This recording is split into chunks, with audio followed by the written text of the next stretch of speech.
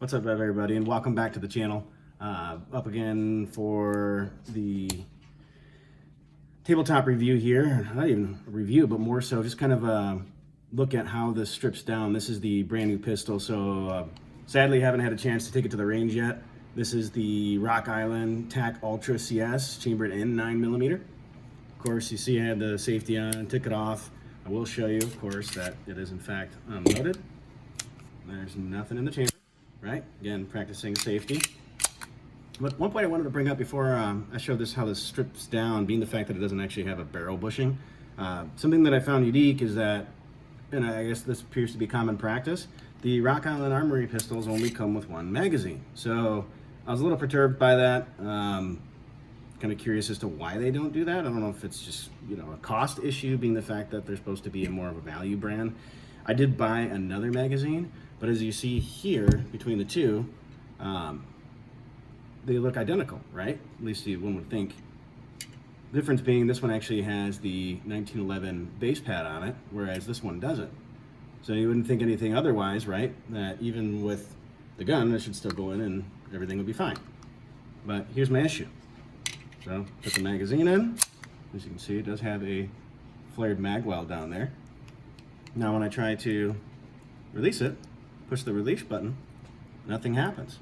So apparently there's a minor difference there with respect to it actually hanging up on the bottom of the gun. So it's almost as if this particular gun needs, see, like it's stuck again, I'm trying to release it. It needs that base pad on there to push against this back wall to keep it from settling. It's like a millimeter's difference. If I push on it, now it pops up. So anyways, just thought I would share that with you. I'm a little disappointed that the magazine, especially being brand new from Rock Island Armory, bought it through another vendor, but that it sticks in the gun. So obviously that's not a safe condition if I needed to do a mag change.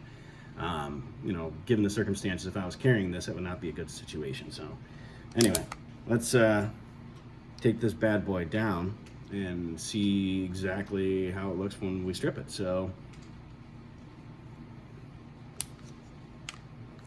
ultimately with this, I'm just gonna pull back here and we should be able to pop that pin. We may have to do it from the other side. There we go. And boom, voila, that pin came out.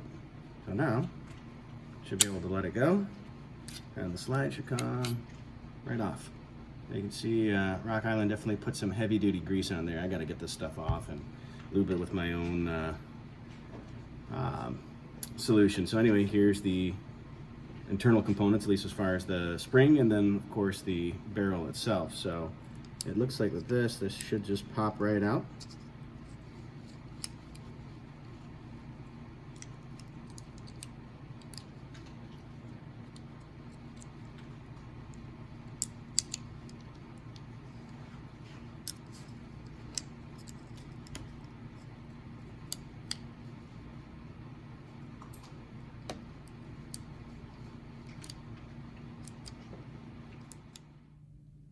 All right, so as you saw, I was fumbling there a little bit with the spring recoil assembly, because this is obviously very different from having a barrel bushing holding that whole assembly in and just pulling out the guide rod. So I was really confused.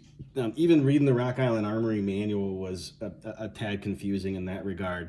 But basically what I found out is that you have to do is compress the spring here, and then there's a little pinhole. So that little pinhole right there.